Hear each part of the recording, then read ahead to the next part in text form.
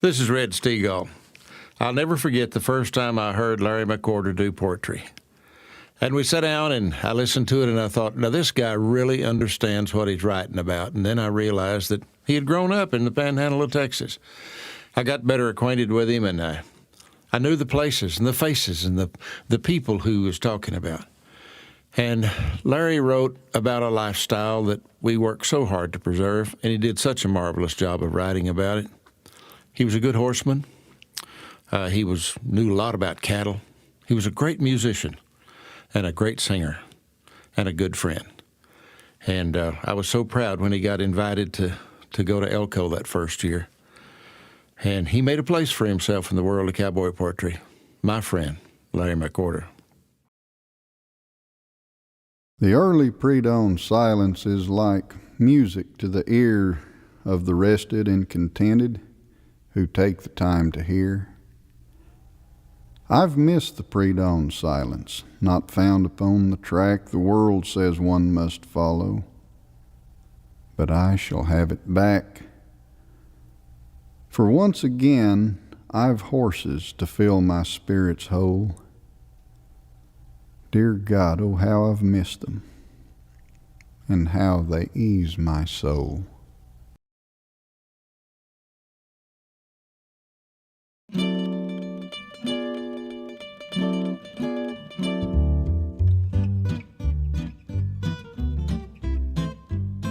I knew old Harley pretty well, at least I thought I did.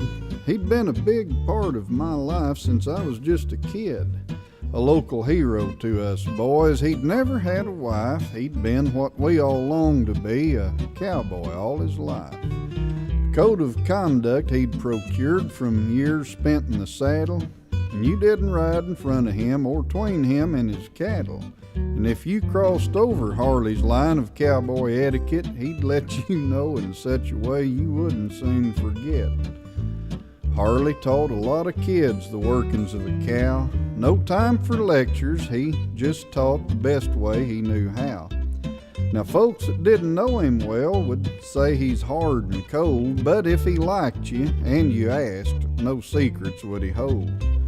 But Harley never frightened me, but he still held my respect. That him and Gramps were best friends played into that, I expect. He'd take a little extra time to teach me of the land, and I learned a lot in spite of me beneath his guiding hand. So through the years we came to grow as close as men can be, and like I said, nobody knew old Harley quite like me. But even best of friends keep mum about their secret fears, and Harley had a secret shame he'd hidden many years. Well, I was with him on the day his scandal was exposed, and under threat of death I vowed to keep my darn mouth closed. Old Harley rode a colt that day to manner and to teach. Well, a big old deer fly found a place the colt's tail couldn't reach. So lacking for a better way to get rid of the pain, the colt jumped high and kicked and bucked, ignoring Harley's rein.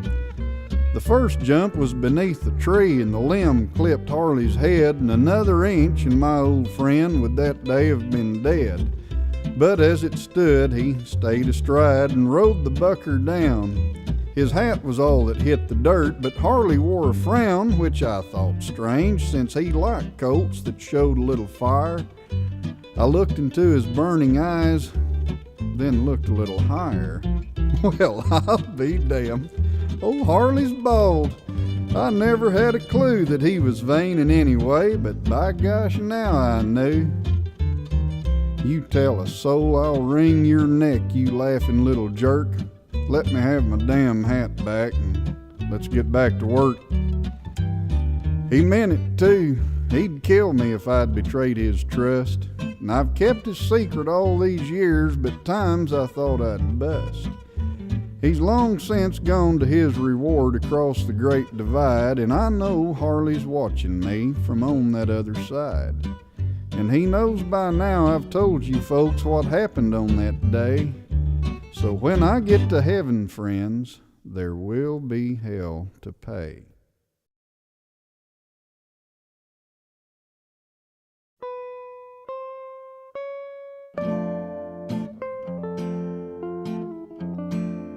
Hun, I thought I'd drop a line. Some boys are going to town, so I asked them if they'd mail this on their way.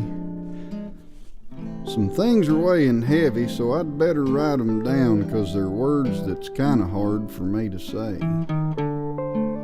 The wagon gives you time to think about where you're going next, or where you've been, or maybe who you are. I've seen a lot of country, and but save for one bad stretch, it's been a fairly merry ride so far. But the road on which I travel now is traveled best alone, with no one else's feelings in the way.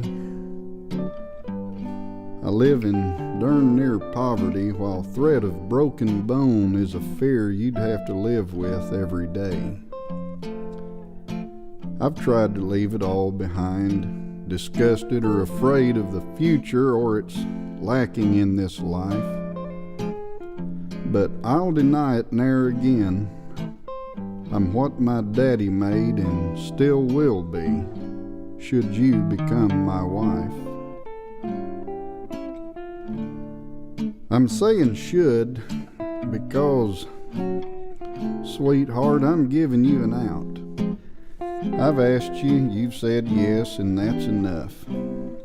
But I want your eyes wide open, 'cause if you hold one doubt, it's best to bail off now 'fore things get rough. Now, since I've asked for honesty, I'll be up front with you. I pray to God that you won't change your mind. I won't make any promises except that I'll be true to you, to myself, and always kind. I think you know me well enough to know I've got to be a part of things, not always close to home. But hun, don't use a tie down.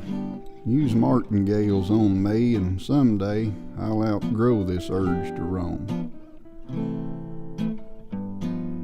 And sugar, also bear in mind that skip that's in my step when I make up my roll to come out here is also there for all to see.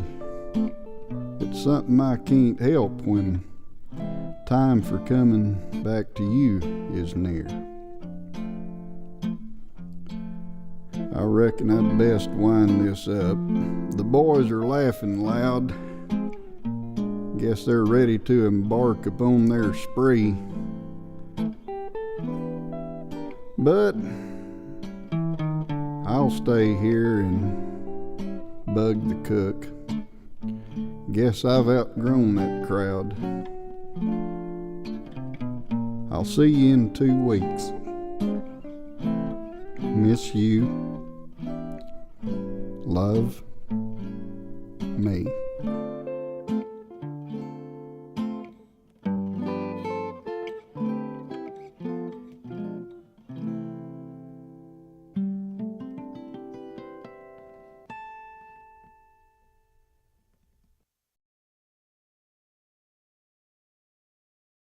The sun had given up the quest of melting off the snow and crawled off in defeat behind a hill. He took his shadows with him when he finally had to go, and left the world locked in a grayish chill. The frosty air grew bolder, knowing it had won the day. Its foe outlasted, it was free to roam the twilight unimpeded, as 2 riders made their way at a steady walk a half a mile from home. A cold and hungry, angry boy had had enough of this. He knew they'd get there quicker if they'd trot, or better yet elope, but Dad, whose vote outnumbered his, suggested it was better that they not. The lights of hearth and home shone bright, yet seemed to never near. I never knew a horse could move so slow. Each steaming breath bore curses, but not loud where Dad could hear. It wouldn't hurt me what he didn't know.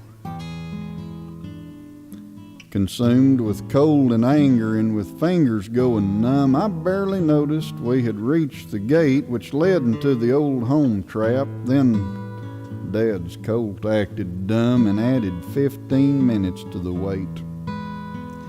I logged my millionth hour watching circles spin and turn. This 8-year-old was bored and getting vexed. With Dad, there's one more lesson one is always doomed to learn, and little did I know that I was next.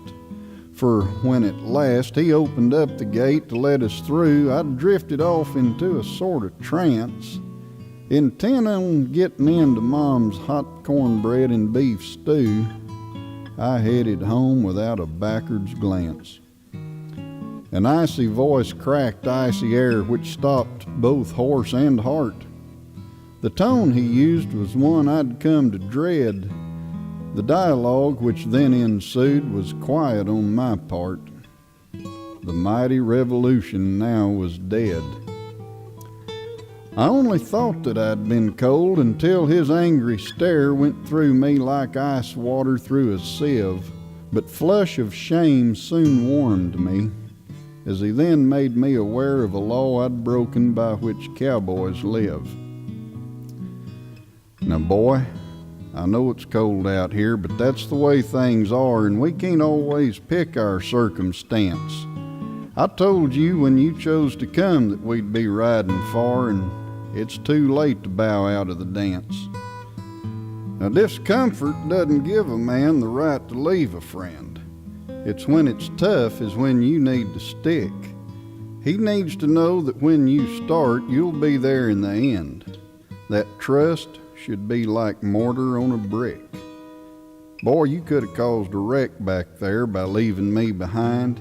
That's darn poor manners in the cowboy clan. This colt was trying to go with you, which put me in a bind, 'cause it's hard to mount a pony that won't stand.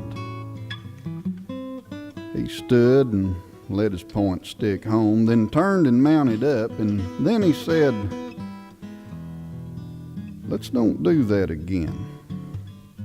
I hope your maw's got coffee on, 'cause I could use a cup." The stars were shining bright when we got in.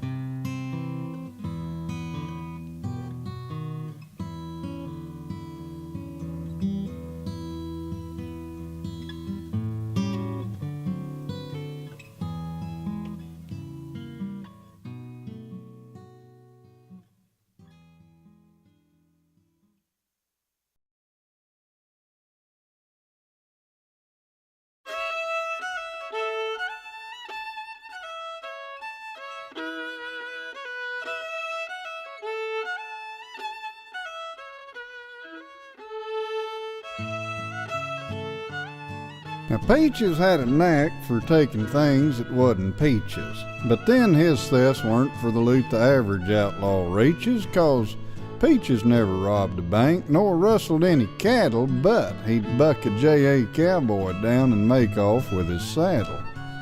Well, comes a rider from the breaks of Llano Estacado, law and luck his own he makes, and he stated with bravado, "I'd like to ride this pitching snide that makes you boys so squirrely. If Peaches wants to buck me off, he'd best get up darned early." Well, the cow boss was a kindly soul who wished no one no harm, and thought he'd best protect this kid from broken neck or arm. "Son," he says, "old Peaches ain't just anybody's fool. We keep him mostly for the kind that treats their horses cruel. To them that strays beyond the cinch and chronically gets bolder, well, I'll hand him Peaches with the dare to job him in the shoulder." Well, the kid was undeterred by this unwanted act of grace. He wanted satisfaction so's he could have his place among the riders of the past he longed to call companions, his name to echo off the rims of Paladura's canyons. But so it went for quite a spell. The cow boss got his way while everybody else got sick of hearing every day, "Peaches wants to buck me off, he'd best get up darned early. Peaches wants to buck me off, he'd best get up darned early." Well, bosses can't be everywhere. It only seems that way. And so it happened that he had to go to town one day. The straw boss, by coincidence, had somewheres else to get, The boys was on their own that day, and so the scene was set to stage the showdown between the pro who knew the darker arts and eager youth who through mere youth equated pride and smarts. The morning sun was going to be too late to catch the show, so in his stead he sent ahead the pre-dawn's early glow for the benefit of anxious men who'd waited for this day. The fiddler had his fiddle now. They'd see if he could play. The saddling is easy. Old Peaches knowed the game. When you're a wolf that preys on bear, they all look much the same. The kid hitched up his chaps and grinned, for soon the world would know that he could ride old Peaches. Then someone muttered low, "Old Peach looks kinda sleepy." "Well, Jack, I think you're right. He sure don't act like he got too much pillow time last night. You know, I'll bet he got up early. Sometimes he likes to muse upon the coming battle and the tactics he might use." Well, these thoughtful speculations were ignored but not unheard. Well, do or die upon the back of Peaches, and he spurred from shoulder point to D's, just like the rider that he was. The air was filled with cheers and dust, and Peaches done his fuzz. And Cowboy. Though ascent was quick, the kid's descent was quicker. He landed in a muddled heap like he was full of liquor. Spilt breakfast, hat, and makins littered J.A. ground that morn. A gasping would-be twister cussed the day old Peach was born. But soon his disencumbered breath come staggering back in. Laughing Cowboys wiped that morning's breakfast from his chin. He finally stood on shaky legs, his vision somewhat blurred, and looked around and tried to speak, but found his speech was slurred.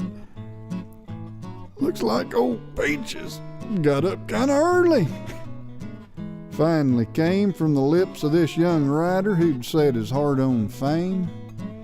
And he learned a lesson on the day his reputation peaked. Be careful, wreaking havoc, lest you get your havoc reaped.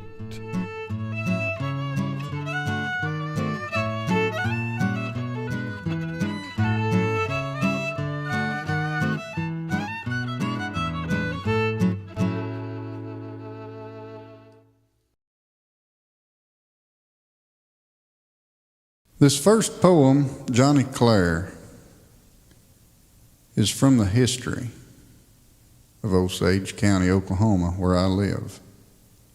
So come with me through the pages of time and through the land of the blue stem. In north central Oklahoma, in the land known as the Osage, the spring and early summer rest so easy on the eye, where lush green rolling carpet marks the passing of Mariah, as she dances sometimes gently with the clouds which dot the sky. Much like a ballerina, she pirouettes and leaps across her stage of prairie, and she seems to never pause, while high above the scenery a hawk critiques the drama and voices his approval, flapping wings in mute applause. The deer, the birds, the woodchuck bear witness from their browsings as they share their home with cattle, the tourists of this land who took the place of buffalo in harvesting the blue stem, after they themselves were reaped when progress dealt death's hand. Should you travel through this country, heading west toward Ponca City, 14 miles out of Pawhuska, on the highway state funds pave, some 50 yards or so due south of tar and asphalt ribbon, amid the grass, wild roses grow, and there you'll find a grave. It once lay on the open plain surrounded by tall blue stem. There's now a trap with shorter grass, well kept, devoid of weeds. It seems so humble at first glance, steel fence, a cross of concrete, till close examination shows a cast iron plaque which reads, Johnny Clare, May 1890, May 1910. Cowboy employed by Dr. Hall, Pawhuska. Thrown from his horse and killed at this spot. Courtesy, Continental Oil Company.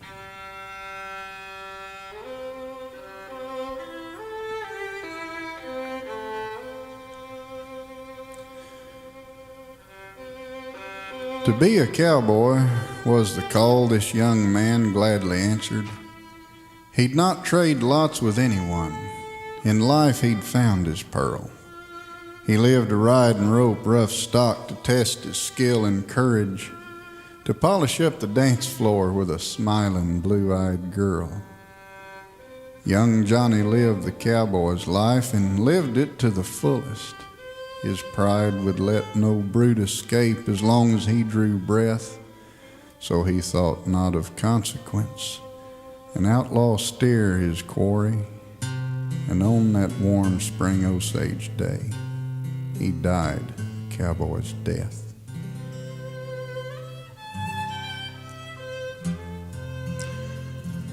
Dwight Barnard was the man who found young Johnny's prostrate body. He tried to crawl, but soon succumbed to sun and broken bone. From pulling grass out by the roots, his hands were torn and bloody. Wild with pain, he'd pawed the ground, afraid to die alone. The horse he'd rode still stood nearby. The outlaw steer stood with him. A stout length of manila hemp was stretched between the pair. There were no human witnesses to relay what had happened. The truth now lives with God above and died with Johnny Clare. A tinker happened by the way and saw a small crowd gathered. The group was friends and comrades of this young man who'd been slain. He reached into his wagon box, produced a tarp of canvas. With wagon sheet for coffin to rest, the lad was laid. A short time later, lore maintains a buckboard journeyed out there, and it carried Johnny's mother to his final resting place. Her black dress blowing in the wind, it said she stood for hours, praying and remembering as the tears streamed down her face. Beneath the rich black Osage sod, her precious son was buried, the one to whom she'd given life and nourished from her breast. And though her sorrow knew no bounds, there was some consolation. At least she could die knowing where her Johnny lay at rest. How many young men like her son have gone to seek their fortune? Their siren call, a lowing herd, the whispering prairie wind, which beckoned to the spirit of the ones who tamed the West, who left their loved ones wondering if they'd ever meet again. How many young men like her son met death upon the prairie, their flesh preceding bleaching bone and melding with the sod. So let us think of Johnny's grave as everlasting tribute to those unfound whose dying gasps were heard by none but God. In north central Oklahoma, in the land known as the Osage, the spring and early summer rest so easy on the eye. The lush green rolling carpet covers Johnny Clare young cowboy, but his spirit's free and dancing with Mariah in the sky.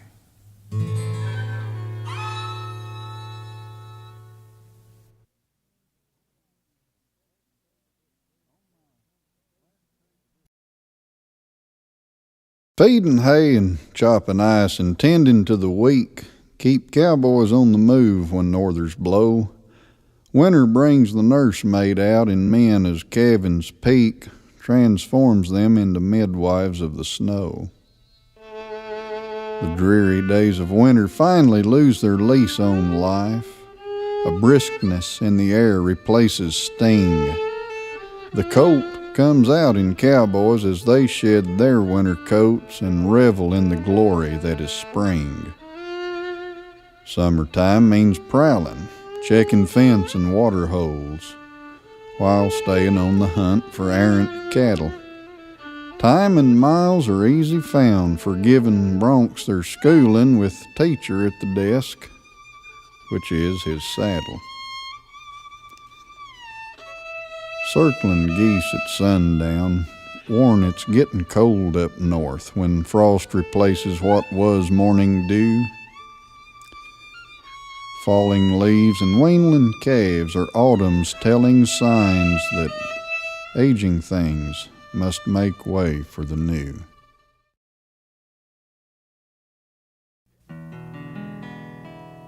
His wall wasn't lined with old Doubledays of him riding broncs at Cheyenne. Instead, you'd find spurs and shaps and old bits he'd used through a 60-year span. He'd swapped his old saddle some years ago for a comfortable old rocking chair. Now he whiles the hours away all alone, no more for the cowbrute to care. JAs and sixes, the mats and forks. In his youth, he'd rode for 'em all. He'd stay with the wagon from early spring till it pulled back in after fall. Oh, many a maverick had stretched his grass rope. Bad horses he'd raked with his hooks. He'd been a man among men, you could tell by the way he talked and his looks. I used to go see him when school let out to pick his old brain for some knowledge, and he'd tell me of things he'd learned through the years that they didn't teach me in college. Like stuffing cottonwood leaves in your hat to keep your head cool in the sun. How to strain water from an old dirt tank. Which cow was most likely to run. The other boys called him an old windbag. His tale's just an old man's prattle. But there was a time he'd do a day's work on them old horses that we couldn't saddle. His kind of cowboy my friends never knew.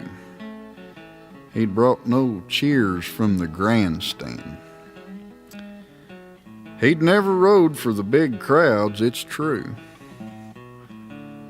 But by God, he'd rode for the brand.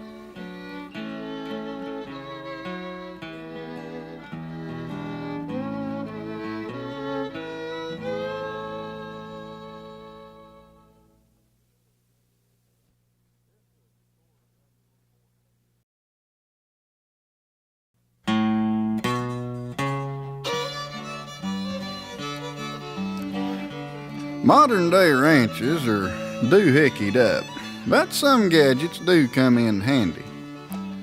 To have a truck and trailer with you on the backside at sundown is dandy. Them feeders you see on flatbeds now sure beats them 100-pound sacks. Round bales are moved with a tractor and winch. Them all save on cowboys' backs. Now the makers of these should see paradise. St. Pete, let 'em in if you're able. But the fires of hell won't be hot enough for the man who made the calf table. That heavy, clanging, foul-looking trap that eats Cowboy's fingers for lunch. I know it's alive, for I've seen it grin when it got my hand in its crunch. Oh, for the days when the brandings were pure, when dragger and horse were the kings. The branding pen was a field of honor, for some nut forged them foul things. Now I'm sure the Honyak really meant well. We all have to do things to cope. But on their best day, there's no way they're faster than an old gray-haired man with a rope. The years bring on change and the old ways must fall. Efficiency rules now, I guess. But that man and his cradle are doing away with the job that the cowboy loves best. Now, I'm not one to wish bad luck. Why, I've no use for the witch doctor's powers. I hope that feller lives 1,000 years with a case of incurable scours.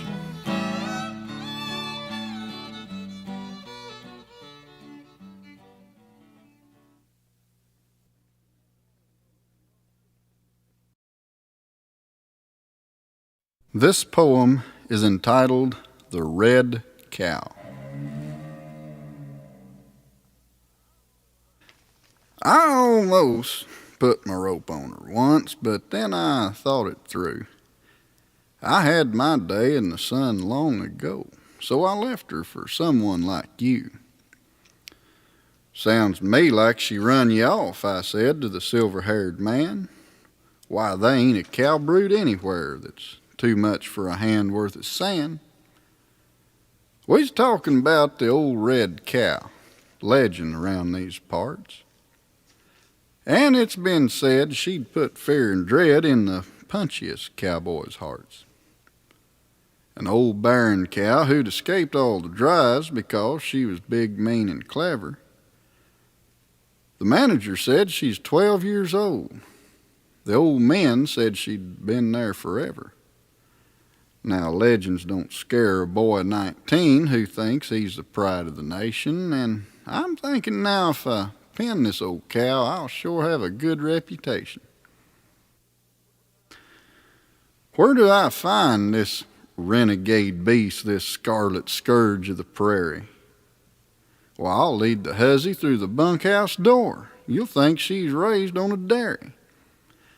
I'll bring her in and she'll bear a grin, 'cause she'll know that she's had her licking. 'Cause I'm a hand from the faraway land where the hoot owls romance the chickens. A gleam appeared in the old man's eye, and he was grinning a little too much. Why, I'll tell you where the red cow lives, and while you're gone, I'll carve you a crutch. Oh, and give me your address before you leave. You'll want me to write you folks. Well, I left him there to amuse himself. I didn't care for his little jokes. The Sabbath sun found me riding old Gus, sneaking through the brush like a ghost, till we come to the mouth of the canyon where the outlaw had been seen the most. We come upon an old dirt tank about halfway up that draw, and standing there for her morning drink was the biggest cow I ever saw.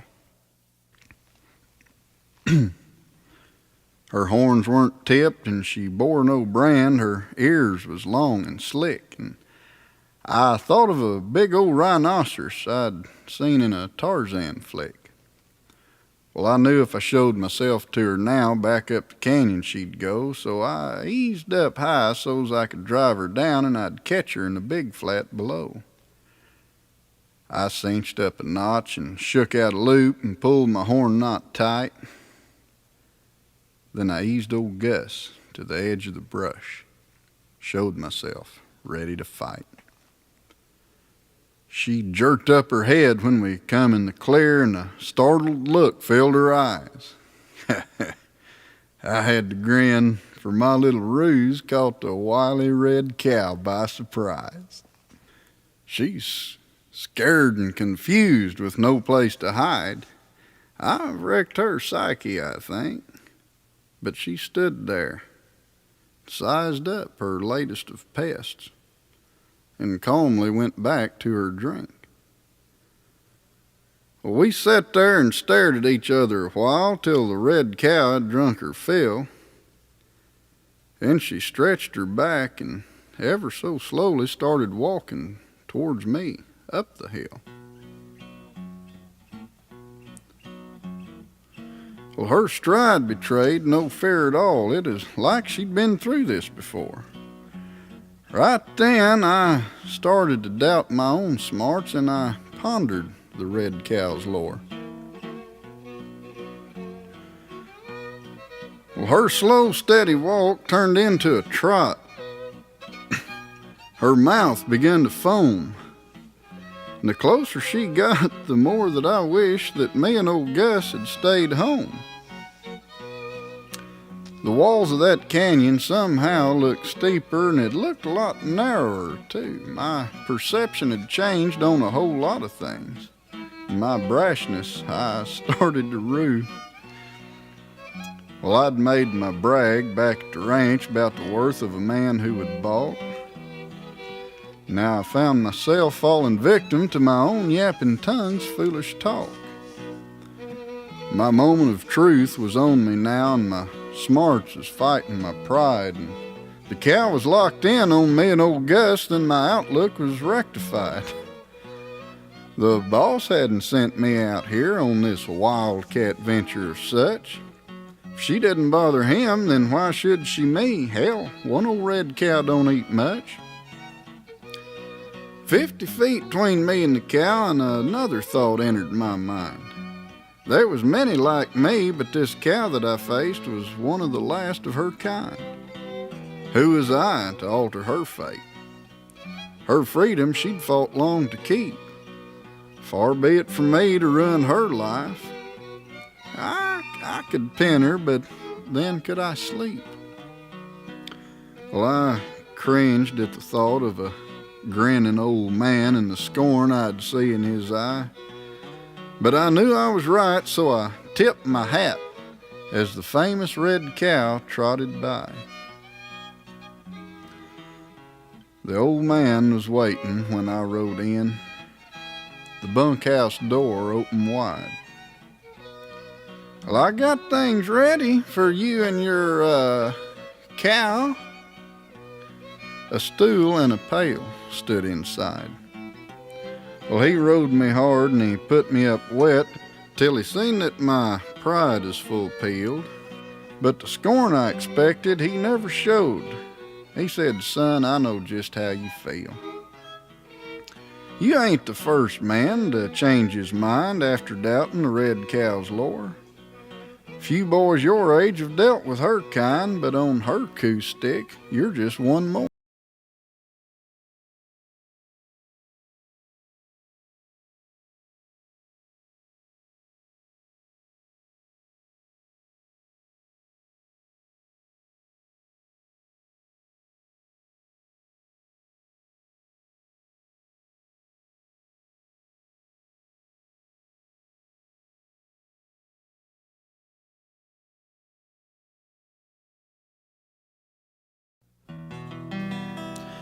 This is the confrontation. A bride and a groom of just 3 days were engaged in a newlywed ritual. She was going through his old batching gear and disposing of each non-essential. "How can you eat from this nasty stuff? This skillet's caked over with grease. Now, it might have been fine for you and your friends, but you'll find I'm harder to please. We'll throw out your dishes, silver and cups. None of them match anyway. We'll use the new stuff that was given to us by our friends on our wedding day. And take out your sheets and pillows to burn. They really are starting to reek. If I didn't know better, I'd swear that you hadn't washed them in over a week. Well, he started to tell her the weeks had been 2, but he'd just turned the sheets for they're wet. But wanting to please the love of his life, once more he gave her his head. Piece by piece, she did away with utensils he'd used o'er the years. Sometimes he'd bow up, but then he'd back down, caving in to her newlywed tears. Then she come to a vessel that set on the stove, looked in it and let out a scream. You take this outside and throw it away or scrape the insides till it's clean. Well, his jaw set in stone. His eyes were but slits. His stare hit his bride with a jar. The time had come to make a stand, for his precious had just gone too far. For 2 hours now I've listened to you complain of my batching day's faults. Now I give you your way 'cause you might be right, but here's where subservience halts. Now I got a lot, but I give up some too when I entered our nuptial task. So I don't think a good cup of brew is too much for a feller to ask. It's taken me years to season it right, and I'm sorry it don't suit your taste. But the brew that goes through that gadget you use to me is industrial waste. Now, honey, I said I do, and I meant it for true. You're privy to all that I've got. But woman, we're through the moment that you take a scrub brush to my coffee pot.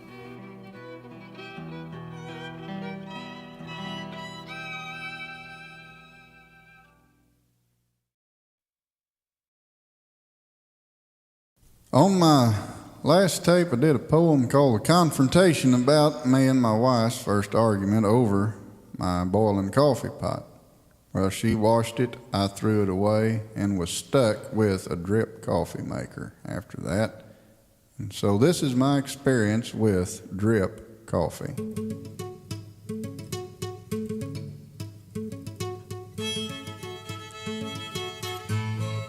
On the day that I was married, a present I was given. It was supposed to modernize my archaic way of living. Now, don't think me ungrateful, 'cause I'll tell you that I'm not, but I've always been suspicious of the slow drip coffee pot. For you see, I've never trusted cuisine cooked by Franklin's Find. My wife tells me that's silly. It's all just in my mind. But the thing that's always bugged me and has caused my mind to doubt is a feller could just starve to death if a power pole goes out. But it never has been said of me I've treated things unfair, and so one day it got its chance, my new coffee-making ware. So I filled its little basket and poured in the water too, then sat back and awaited this Buck Rogers style of brew. The aroma it emitted was a pleasant one, I found, and I caught myself relaxing to its steady, dripping sound. But something here just wasn't right. The familiar noise I missed, the way it boiled o'er the spout and the friendly way it hissed. Then suddenly it hit me. I jumped up and I turned it off. I know it's all just in my mind, but hear me 'fore you scoff. As I listened to it dripping, dripping, dripping, I changed my mind about switching, 'cause its sound was of the bathroom and not that of the kitchen.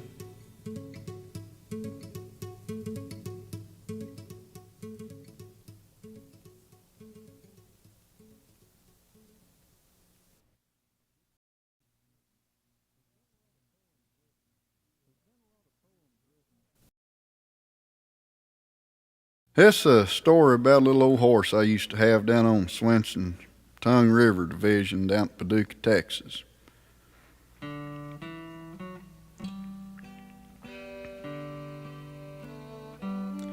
Good Lord, what a dink, I thought as the boss said, "Stick that black coat in your string." Now, I'd rode lots of duds, but none quite compared to this pitifully ugly poor thing. Well, Taylor, he read me just like the good book, and he probably felt the same way. But his heart beat soft for children and colts, so he took a moment to say, "Just give him a chance to prove himself, son. You asked that of me when you hired. Find out his limits and bring him on slow. Don't get him too mad or too tired. Just look at that eye all shiny and bright. Now, he won't win a prize in a ring, but something about him I kinda like. Out here, show points don't mean a thing." Well, the boys was grinning when I roped him out and went to the pen that was round. My face sure got red as I pulled up my cinch when he squealed and fell to the ground, pitiful. And thus we began our rocky romance, not liking each other at all. But somehow that horse was ready to go when we started working that fall. Well, I still hadn't stuck a tag on him yet, but name him I figured I'd ought. And there was but one thing he brought to my mind, so I dubbed him the title Black Draw. Well, he'd put on some bone and muscle and fat by the end of our third working season. The boys still grinned at my little black horse, but now for a different reason. Ever alert, he was easy to teach. A pretty good horse he'd made. One day he even outcut Taylor's ace, and the cow boss then offered a trade. Well, I thought for a minute, and then I said, no. Although it did make me feel good. But hell would freeze over and pigs would fly before he packed another man's wood. Many a time when we'd strip cacks and fed, he'd taxi me up towards the house. No saddle, no bit, just denim on hide, and then he the hose I'd douse. I guess you could say we made quite a team. But friends, he's far from a pet. If things is just right or I'd fall asleep, he'd still try to pile me off yet. One day the heirs split up the old ranch, and though I'm not adverse to change, they'd started to run a good place in my mind, so I went in search of new range. The sad time had come for good friends to part ways, so I went to tell him goodbye. I stroked his dark hide and I felt a wet cheek. I must have got sand in my eye. Well, he smelled of my arm and nipped at my shirt. He'd not seen me like this before, but the realization had just hit me square that we'd be together no more. Well, I'd been, seen, and done a lot of new things in the year since I'd left him behind. But no matter how I pushed him away, he clung to my heart and my mind. Well, I met an old friend in Childress one night, and though it might have been tacky, before I asked of his wife and his kids, I said, "Tell me, Dave, how's old Blackie?" A look I'd not seen come over his face. He reached down, he got me a beer. His hand on my back, he led me away and he said, "Let's go talk over here." A few weeks ago, we had a big storm. That cloud was a terrible sight. Wind blew real hard and the thunder was loud and the lightning was flashing all night. We went out to feed the horses next day, but Blackie, who always come first, well, he didn't show up with the rest of the bunch. I started to fear for the worst. Taylor and I rode out there and found him. He lay all alone on a hill. Larry, there's no good way to put it except to say that he's laying there still. Strange thing happened with that little horse. He sure acted good with you there, but after you left, he turned for the worse. It seemed like he just didn't care. He'd linger outside the bunkhouse all day or aimlessly wander around, or I really think he's looking for you, but you's nowhere to be found. See the way that little horse wilted? Boy, it sure would have tore you apart. And I'll always believe that quick lightning bolt give rest to a poor broken heart. Well, I stood there a while and let it soak in. My little black horse.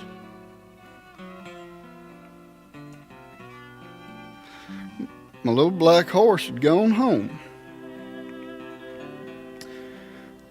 I'll always wonder if he'd be alive. If I'd fought that fool urge to roam.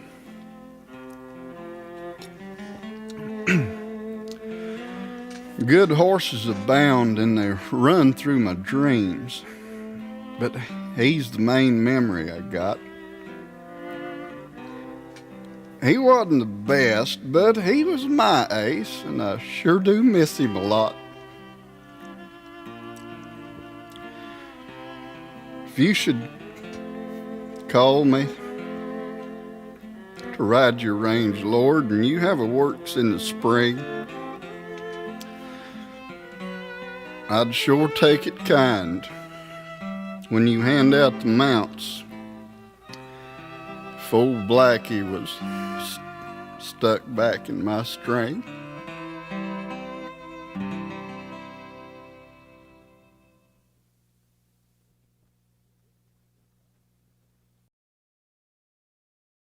There's been a lot of poems written about the working cowboy, but not too many written about the old boy that's not doing it anymore. So I've written one I call Private Thoughts. Jobs I once did, I now see from the road as I drive at county expense. Man owns that place had best get around or he'll lose a steer through that fence.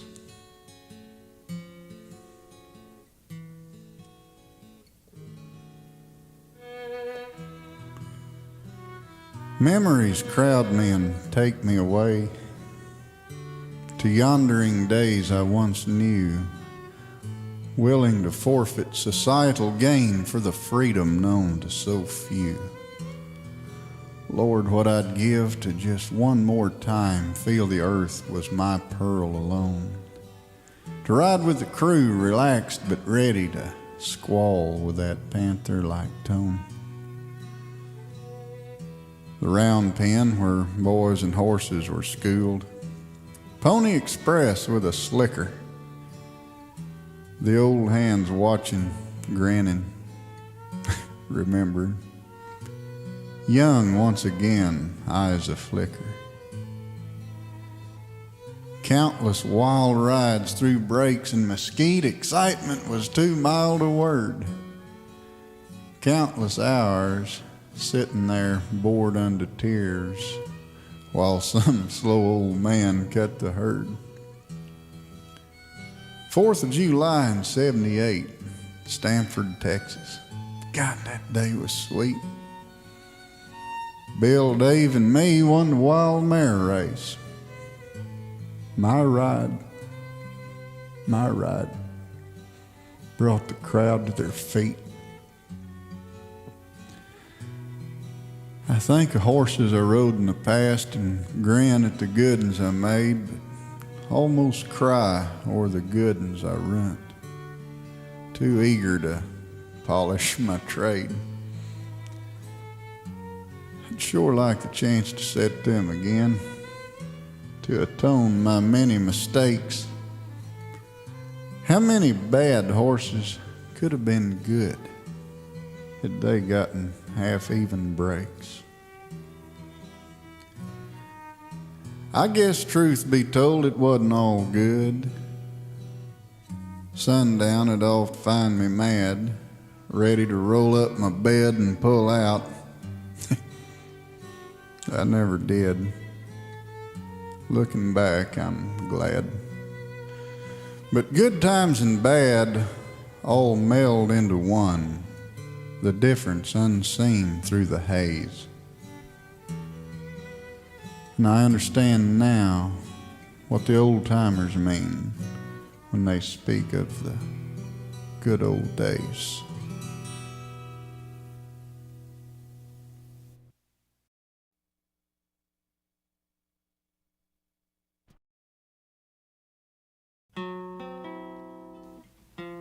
New ropes and skint noses.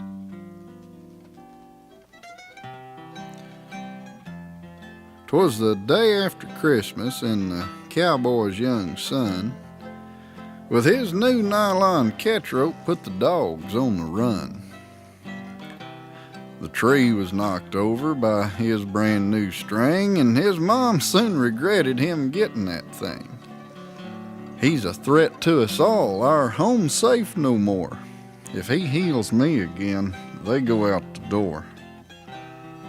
Now, hun, just be patient. He's learning a trade, and naught but through practice are good ropers made. Why, just look the way he makes that thing whip. Her cat he just roped at, and Mom bit her lip.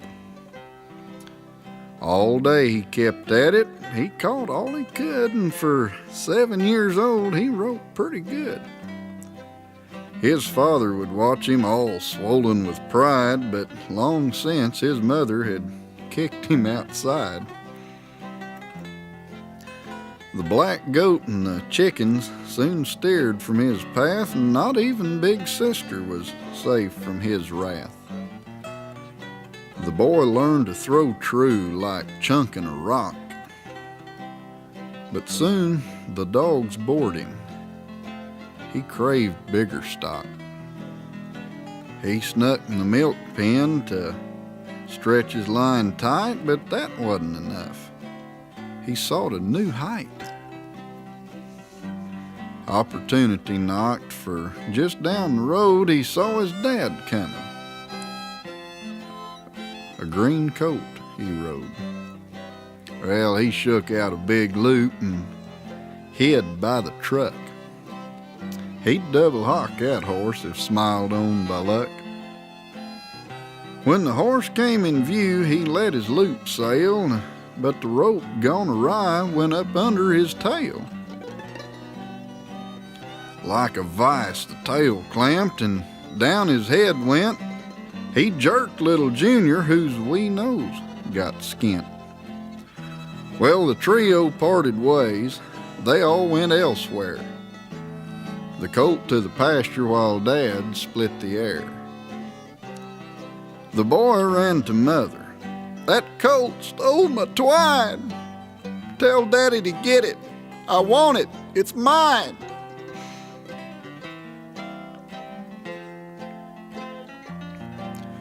When at last Dad came in, his face was troubled.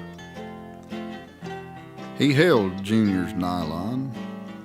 One coil was doubled.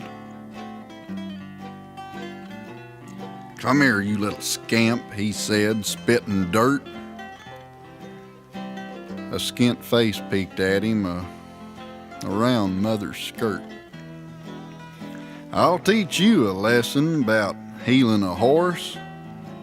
But Mom, to the rescue, diverted his course.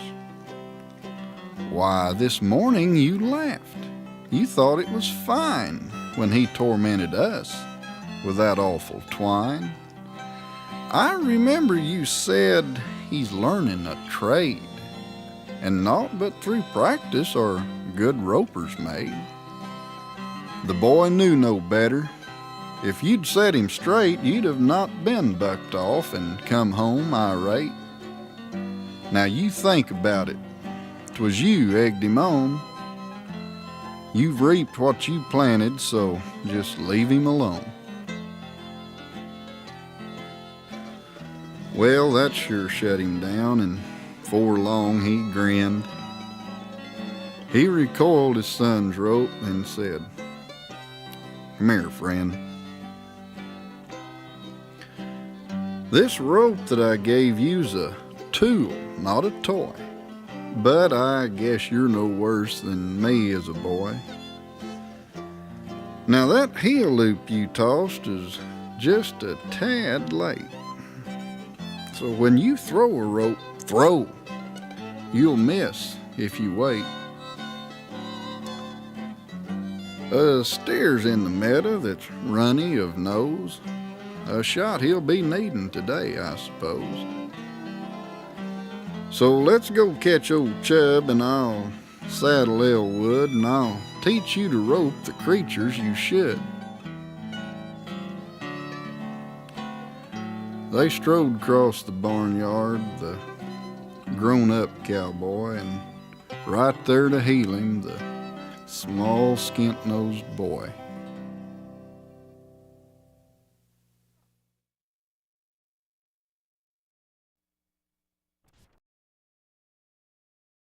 This poem is for anybody who's ever been cold a horseback, be it pasture or feedlot, but especially this poem is for the wheat pasture rider. And it's called Wheat Pasture Dreamin', or What Am I Doing Here? Oh, the winds of Arctic origin have sought my marrowed core with the fervor of evangelistic zeal, and prick me with 1,000 pins till I can stand no more. And I wonder if last summer's heat was real.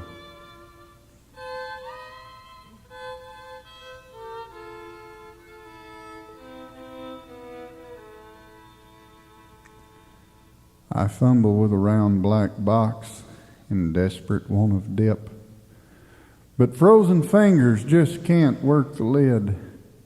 Besides, the tautness of my face prevents the stretch of lip. I should have studied harder as a kid, for maybe then I'd have a job which wouldn't call me out when Mother Nature conjures up her worst. But here I am, all bundled up, my sanity in doubt, keeping southern steers from perishing of thirst. I'd like to meet the idiot who stuck the water tank in the northeast corner of this section field. For my frozen toes and assets, I've that old boy to thank. When I thaw out, he may get his head peeled. I dare not touch my throbbing ears for fear they might fall off. A cowboy never wears a cap, I said. But like those Christmas sugar plums, the caps I used to scoff start dancing, sporting ear flaps in my head. Come on, you short-haired little runts, there's water up ahead and hay for you to eat before the storm. Boy, I'll bet you miss your mamas. I'll bet you dream instead of bellies full of milk so sweet and warm. Now, I could go for that myself. It wouldn't be half bad, though I seldom drank the stuff, to tell the truth. I'd pour it on some Quaker oats, then touch her up a tad with a shot of honey from old sweet tooth. The skyline shows a low blue wall. The weatherman is right. Why can't he be this accurate with rain? Well, I'm sorry, little fellers, you're on your own tonight. Sure hope you're strong enough to stand the strain. Old hoss, we've almost made her, kid. 200 yards or so, but at this rate it may take half a day. I'll bet that water's froze again, and I ain't sure I know if I can chop it with my hands this way. I guess I'd better tally up. For warmth, I trot my mount. 10, 50, 92, 165. I prowl the winter wonderland. A white bump makes my count. What does it take to keep these things alive? I think, by God, I've had enough of cattle, hay, and snow. Depression wages ain't worth this abuse. When I get in, I'll draw my pay, although it's all I know. I'll try my hand at selling ladies' shoes. The boys with whom I used to ride will snicker, I suppose, when they catch wind of how I'll earn my beans. Well, let 'em laugh. My mind then drifts where pumps are shelved in rows and racks are filled with faded, stone-washed jeans. Oh, these fit nice. You have such taste, you charming, handsome man. My leggy, shapely customer proclaims, my papa would love to meet you, you charming, handsome man. A rich man's daughter ain't the worst of aims. Well, I'll drive a big old caddy and scrap my old green truck. Of course, I'll have to get a 3-piece suit.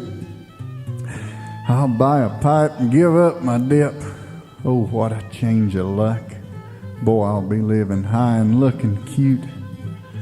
But until then, I'm stuck out here. My fate is set for now. Nursemaiding sorry steers and frozen feet for people who have never seen the backside of a cow, nor sensed the fragrance of fresh cream of wheat. Well, I'm waking from my reverie, albeit with a grudge. That little brindle steer give up the fight and laid down at my horse's feet. I prod, but he won't budge. I knew I should have took him in last night. I'll have to come and load him up. He might live, I suppose, with a measured mix of chemistry and luck. Rest easy, son. I'll be back soon. Good thing this ground is froze, or else I couldn't reach him with my truck. At last, the leaders see the hay and break into a run. Their bellers seem to give life to the rear. The whole herd races to the feast. That is, except for one. And I, of course, must push the little deer. I guess the little idiot thinks I've nothing else to do but stroll with him here in the morning breeze. Or else he likes my company. Misery thrives on two. Then I'm honked at by a Volvo packing skis. I lift my arm, they smile and wave. No, this is too absurd. In their minds, a friendly man will linger. There's no way they'll ever know I just shot them the bird, but couldn't raise my frozen middle finger.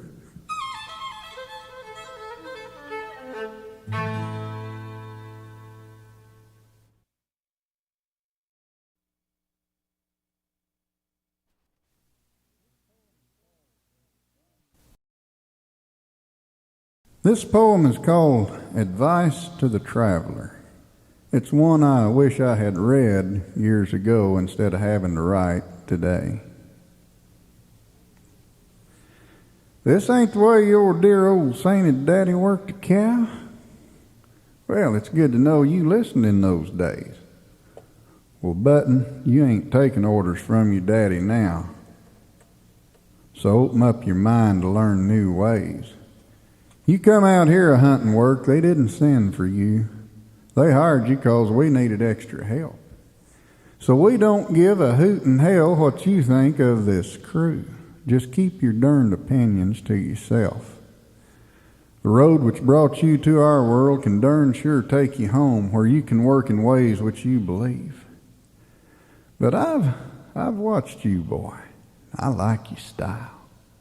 You're a cowboy to the bone. So really, son, I'd hate to see you leave. But you need to realize we do some things the way we do because they work for us and have for years.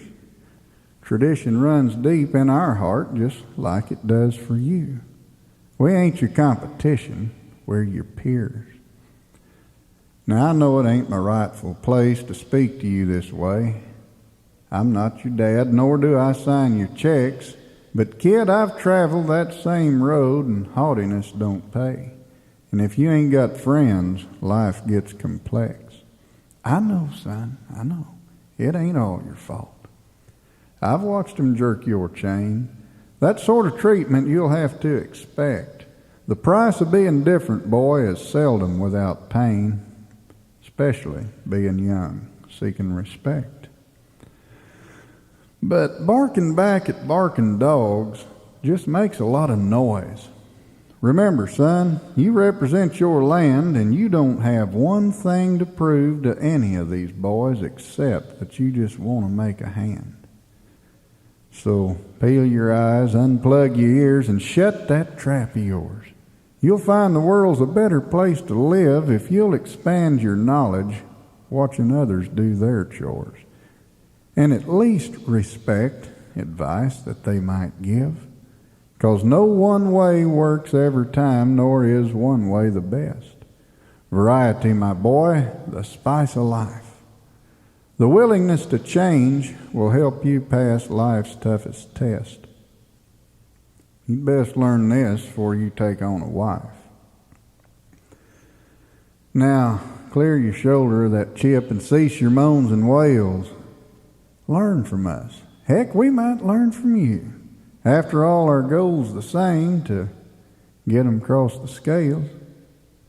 Now, I've said enough. Let's go. We've work to do.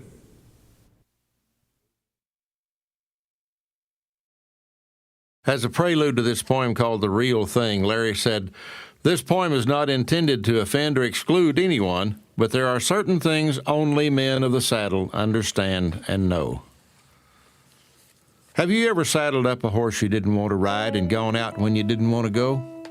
It's not a subject much discussed, this unromantic side, and only understood by those who know that empty, hollow feeling felt of staring at the dark while hoping that the worst he'll do is buck. But you get paid to ride the kind who'd rather bite than bark. You sigh and turn and pray to God for luck.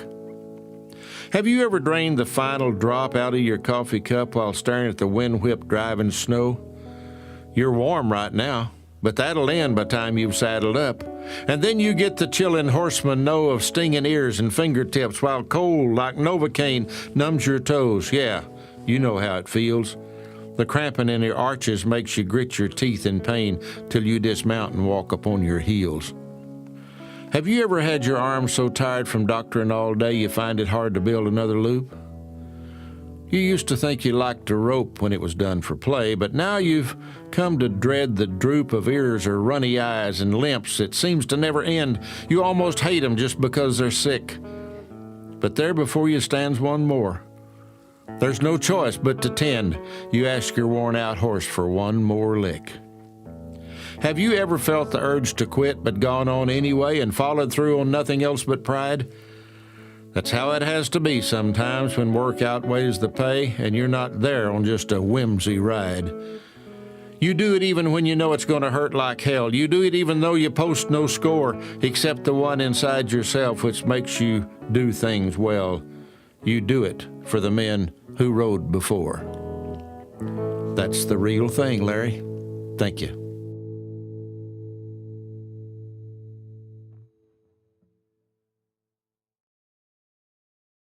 Cowboy, count your blessings.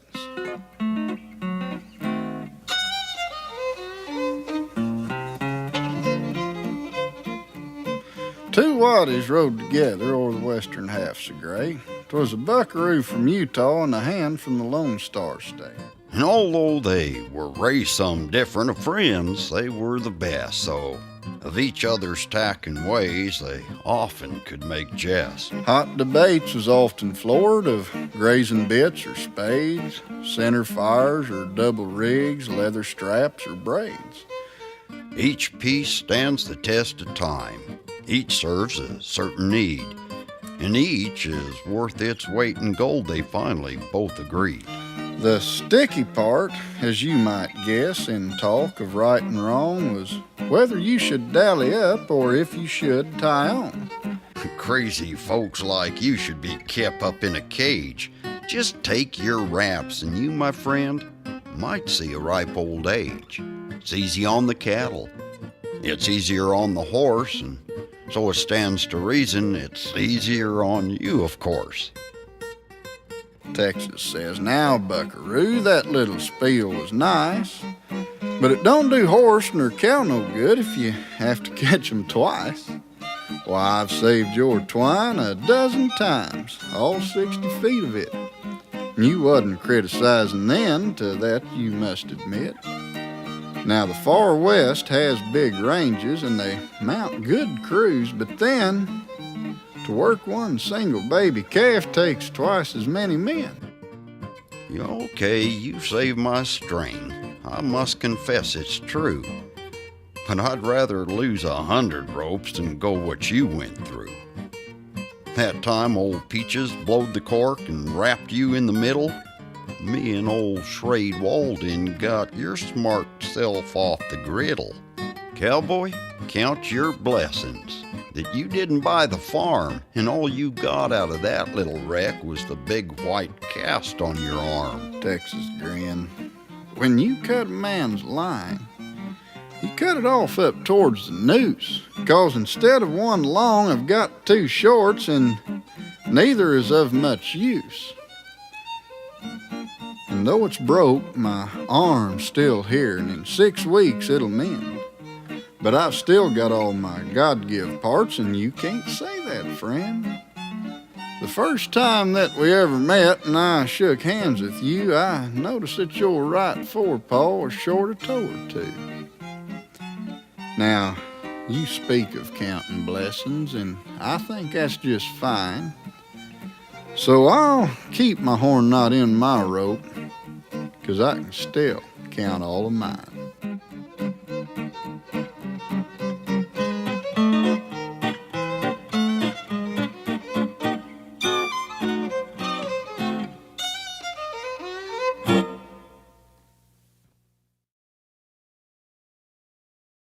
The Gate. Once painted white with loving care, it's now a grayish brown. With scattered specks of remnant paint, the free end drags the ground. The post which held the hinge bolts tight now has the bolts holes beveled. The washers clank, the threads used up, too many times re-leveled. The hinges cry when asked to serve. Too long they've stood the test of crowling, milling, snorting brutes, but soon they'll get their rest. A stack of pretty yellow pine is lying out nearby, the morning air enhanced by scent of creosoted tie. The new will soon replace the old as it did in its day. It served its use and served it well, but now it's in the way.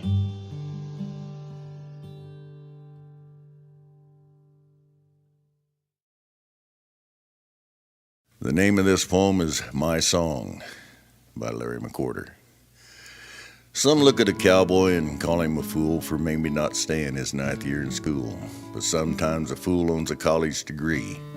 He lives a fool's life because he likes being free. This fool has been places and he has lived things that you couldn't buy with a dozen class rings. Like driving a mule team from 2 up to 6. And all while learning those little-known tricks reserved for the punchers who spent many years in counsel of none, except their eyes, hands, and ears. Each fool is different, yet each one's the same. and each wears a Stetson which proudly proclaims he's living his calling, and yes, one is called, for only the chosen would not be appalled by living conditions, nomadic at best, and home being where he last stopped off to rest. The deck stacked against him, of this he's aware. He'll worry a moment, but then he won't care. For something will happen to make him forget some place yet unseen, some horse he ain't set.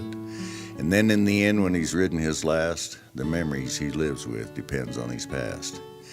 He may feel some sorrow, a twinge of regret, for missing some things most normal folks get. But over the long stretch, the victory is his. He lived out his calling. He has been what he is, a cowboy.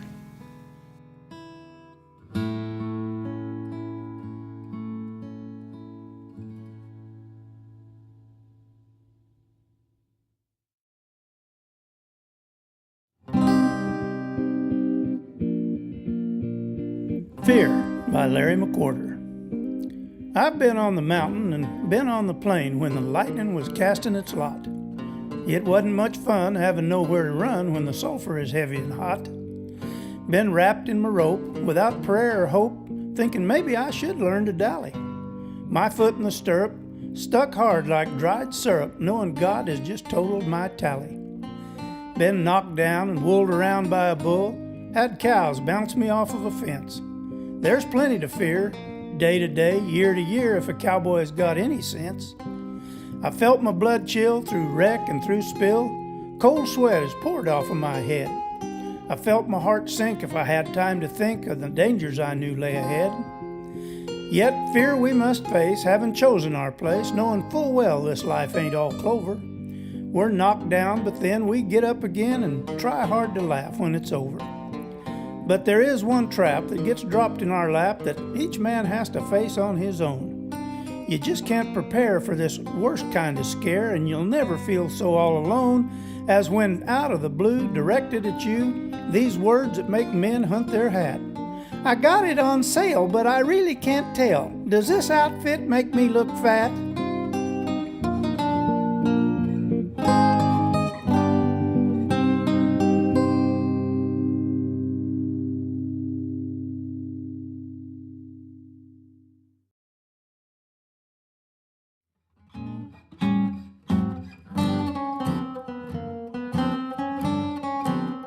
The Expert. 76, I think, was the year on that fateful day in the spring. Jack Mormon took us, the pride of the school, to see if we'd learn anything. Rocky and Buddy and Randy and Sam, David and Donnie and Wes, Bailey and Pee Wee and me were the crew. Surely this was Jack's best. The old Rafter O, I think, was the brand. Jay Taylor had loaned us a wad of 300 heifers, all black as sin, and each was a pea in a pod. The course we were taking had prepared us for the task before us that day. Our AI schooling had give us the feel for a cow in a family way. The day was real hot. We sweated a lot. Our smell reeked of something feral. I'd spent all day long just loading the chute. Then came my turn in the barrel. My long glove I donned and lubed her up good. The arduous task thus began. I lifted her tail, spelunked my way in, while thinking, this day, you the man. The first few head I was clumsy at best, but I soon warmed up to the chore. I'd state my findings and Jack would concur. The lesson, I needed no more. Heck, this is a snap, but I'm quite the chap. Old Jack is real proud, I believe. I dreamed of praise, report cards with A's, but fate had a trick up her sleeve. After I'd tested about 30 head, the routine had gotten so bland that I never checked to see where I stuck my aching but still well-oiled hand. I was thinking of beer and frosty mugs, for Sid Blue's dim lights I did long. When I heard a cough, no, it is a snicker, then I noticed something was wrong. This heifer was really fighting me bad, though I tried with all of my might. I couldn't get in, so I looked at Jack and said, dang, this old girl's tight. Well, the world exploded right there in my face. I wondered, now, what did I do? Oh, finally I peeked. There was but one hole where I knew there should have been two. The bomb had been dropped. I knew I'd been had. The proverbial dunk had been slammed. I stood there amid the laughter and jeers, but could only say, I'll be damned. The ride back to school was a long one, friends. A debate I was forced to hear. They couldn't decide who looked more surprised, me or that poor old black steer.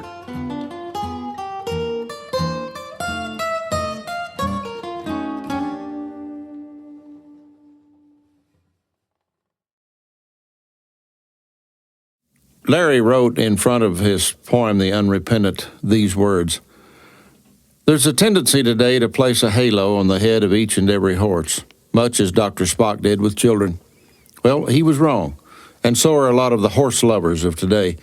Environment and basic training are indeed important to the future ability of children and colts to function productively and properly in society. However, some horses, like some people, seem to willingly slip through the cracks of propriety and turn against any and all forms of authority, and consequently are of no use to a law-abiding citizenry. In people, it's called a sin nature.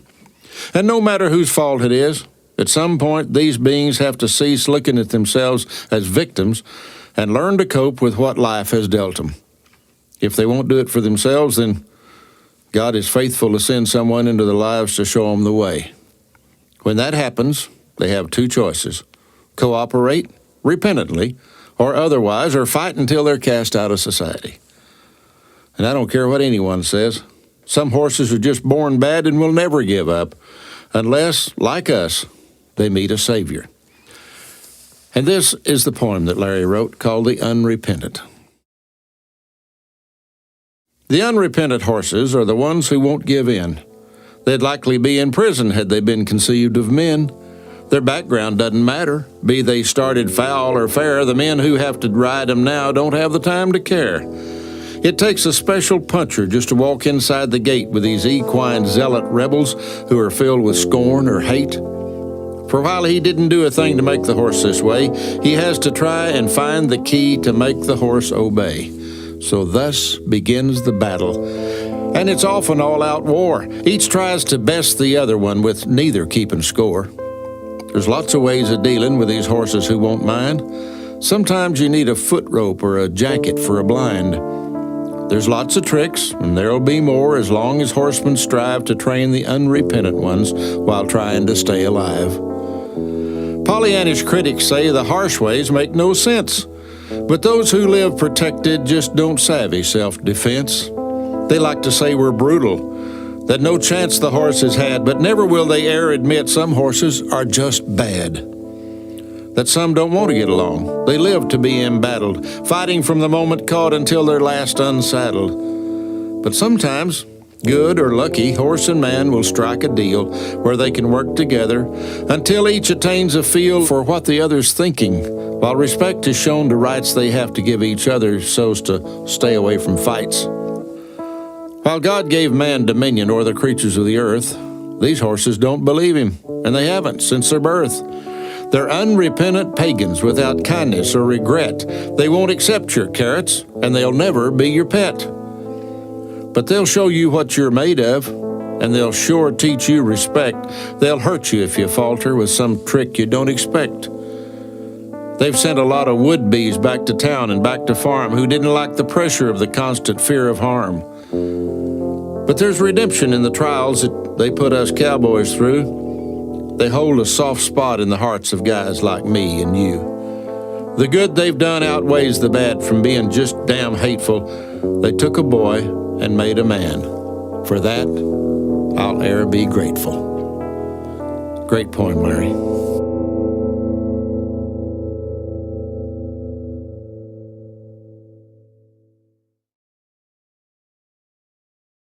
The Panhandle by Larry McWhorter. Where the short grass struggles daily, racing wind claim each rain before it sucks the precious drops up in its skyward drain. Where the humblest of dreamers, bent on shaping sod to plow, saw dusters claim their visions. They're all just memories now. Out here the deer and antelope are working all the time. They seldom get the chance to play. as in the age-old rhyme. This land is harsh and brutal. Winter's cold, the summer's hot. It meets out, oh so little, while demanding all you've got. The tourists heading east or west, in haste to get across, don't stop except for food or gas, so it's not a total loss.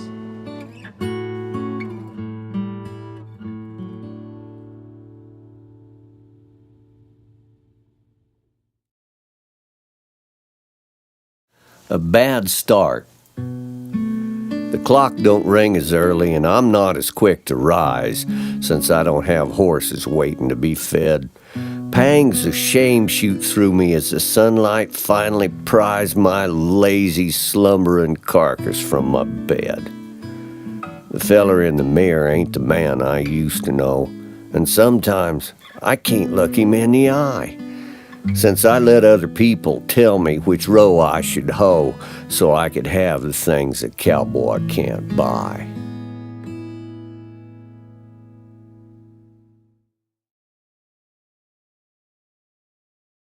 Through the Tack Room Door by Larry McWhorter. You'll find a ranch museum through the open tack room door of any place where men still joust the cow. A living, breathing antique shop where past and present meet, where things ain't changed too much from then to now. A saddle's still a saddle. A bit is still a bit. Although the years might bring on new design, a cowboy goes through time warp when he climbs upon a horse to wage a war of wits with wily kine. Every cack upon the rack has its own tale to tell of days when it was oiled and in its prime. Generations like to spar, but in the end each knows we have to make a hand in our own time. Scratch and stitch mean stories. You may translate history of how the little battle scars were earned. The battle of experience bestowed upon the old is to teach the up-and-coming what they've learned. And so it goes down through the years as generations pass. And in my mind I kinda like to see a little saddle settin' proud upon some old scarred-up hull, like Junior settin' on his papa's knee.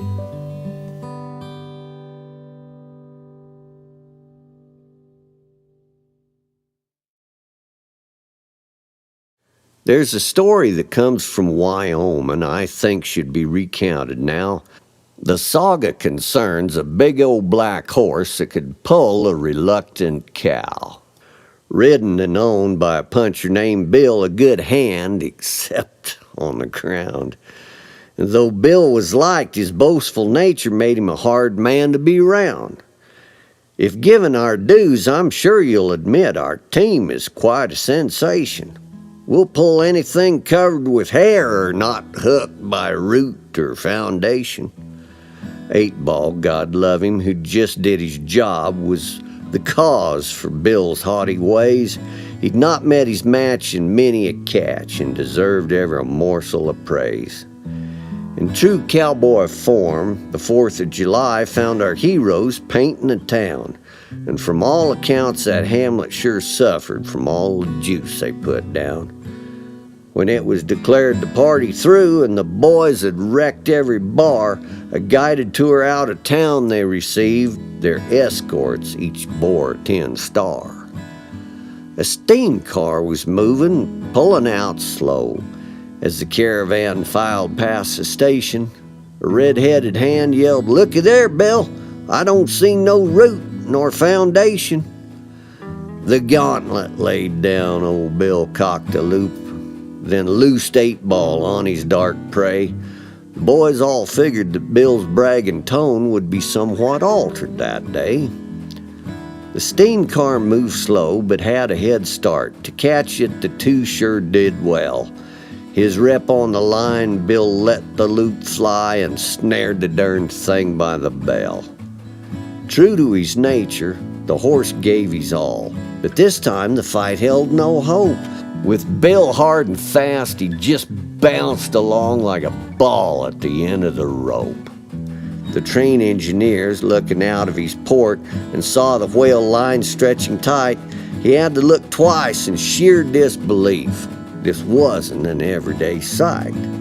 Eight Ball was bouncing, four legs posted up and playing his string to the end. Bill shouting loud, and to his credit was sticking right there with his friend. The engineer, when he gained back his wits, hit the brake before someone got killed. So when it was over, Eight Ball stood proud. The huge locomotive stood still. Rope free of load to the crew the pair rode, Bill grinning like he had good sense. Seeing's believing, and you seen it all. There's none who can doubt it now, gents. Eight Ball's the longest horse ever was. To argue, they knew was in vain. For when the motion ceased, there was no dispute. Old Eight Ball was tied to that train.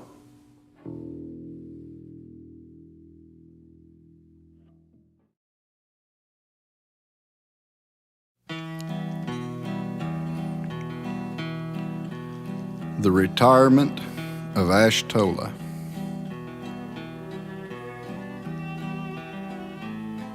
When a day's work is done in the limits of town, a man leaves his job at the site. Then he meets with his friends at their pet water hole to watch a big game or a fight. But on the JAs, when the saddles was stripped and the pleasures of town far away, they'd gather round the chuck wagon fire and recall the events of the day. Wild horses was rode and wide loops was thrown, with no one missing, of course. Then the tales of glory and daring died down, and Boy Blackwell was asked about his horse. Ashtola, the mount of this here account, was a legend who bore the famed brand. This rider and steed were performers of deeds that brought smiles from the hardest old hands. A big old gray horse who was honest of eye, a range-wise and crusty old bird, and I've heard it said he'd not met the beast that he couldn't put out of the herd. Frustrated cow once used all her tricks, but Ashtola would thwart every plan. Then she got him in close and a little sideways, so under his belly she ran. Now, a lot of horses would have lost her, but Ashtola, that cow didn't bother. Well, what'd he do? Big-eyed kid bit. Why, son, he went down there and he got her. Such were the tales of this cagey old horse. That's why he's remembered in glory. I'll leave it to you as to whether it's true, but I digress from my story. The years catch us all, and it was clear late one fall that Ashtola's long race neared its end. So he was given the heave, the JA he must leave, and old boy must part with his friend. Well, somehow or another, a gate was left open, and Ashtola escaped in the night. So when the truck from the soap factory come, the gray horse was nowhere in sight. Well, boy turned him loose in a pasture he knew that was remote and out of the way. As he slipped off the rope and scratched 'tween his ears, to the tired old horse he did say, You'll not wash the face of some snot-nosed kid. I'll never permit such a thing. You spend your days at the ease that you've earned. I'll see you come early spring. Well, folks, that winter they had was the toughest in years. 5 northers they seen that was blue. So when the grass turned with no small concern, boy rode to make sure he'd got through. The canyons was bare, not a soul anywhere, and he wondered, now, where can he be? Then he noticed 'fore long that something was wrong. Neither cow nor calf did he see.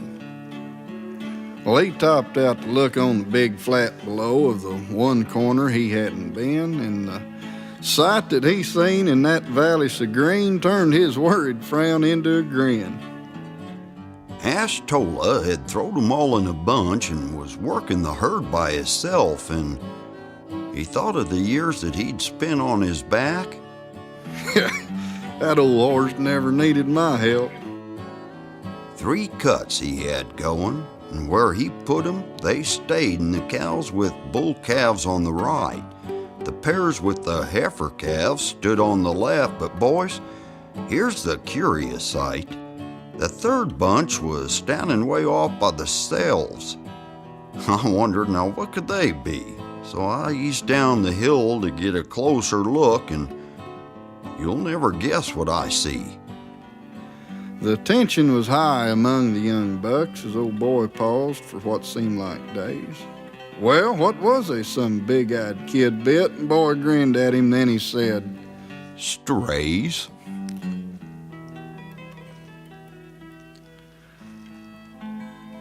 Legends abound on the Goodnight Range.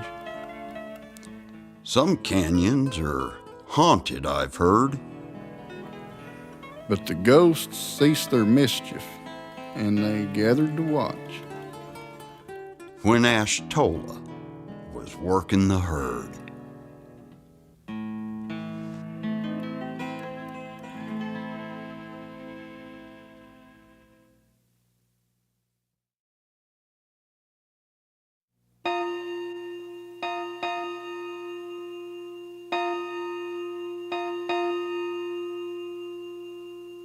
It's 4 o'clock when the cook's bell calls, raising cowboys up from their dreams.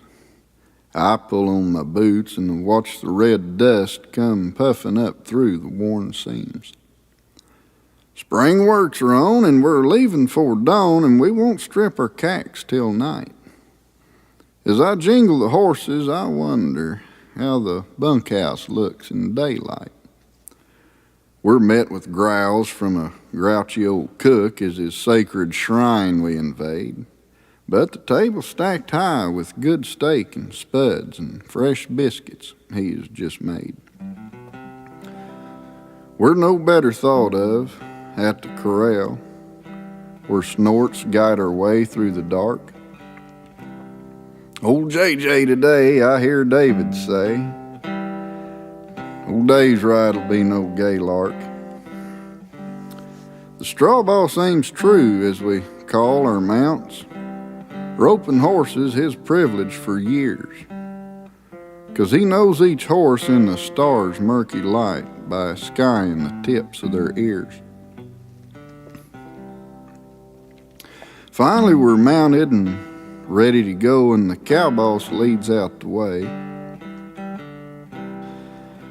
We ride by the wagon, long since retired, just a relic of yesterday. How many good meals was served from its box? How many good hands called it home?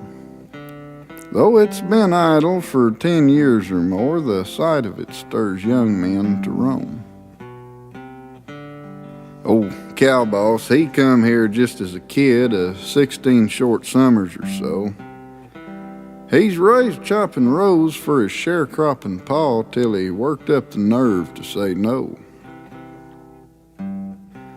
Almost went home many times, he'd say. Things was tough on Buttons back then. But I'd think of that hoe and that 10-yard sack. Them rough horses didn't look so bad then. I've heard that story 100 times from men showing frost in their hair. Them cotton fields sure made lots of good hands, but I'm happy I wasn't there.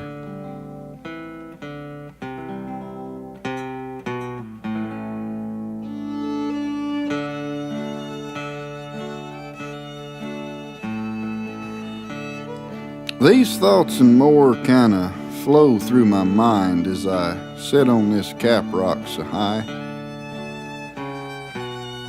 And I run my fingers through Black Draught's dark mane, and I watch the last star wave goodbye. Shadows stretch out as old Saul makes his call, climbing slowly up towards his domain, and does away with the morn's early fog, remnant of last night's gentle rain. Movement catches my eye from the west. The herd filters out of the brush. That outside circle's sure coming round fast. I'll bet due to JJ's mad rush. Cows calling calves and hoots from the boys are the only sounds that I hear. Bob Will's old fiddle playing Faded Love ain't as sweet to this cowboy's ear. Little white faces made bright by the sun bounce high with their tails in the air. That little red calf charging Jake at 08, bawling, "Come on, big boy, if you dare." And I think as I gaze on the South Peas below, I really get paid to do this. My wage is low next to that paid in town, but look what them poor town folks miss. Well, the herd's getting near the draw I must guard, like many before me have done. If I don't get there to head 'em off soon, they'll sure have a long ways to run. But before I drop off, I draw a breath of crisp air,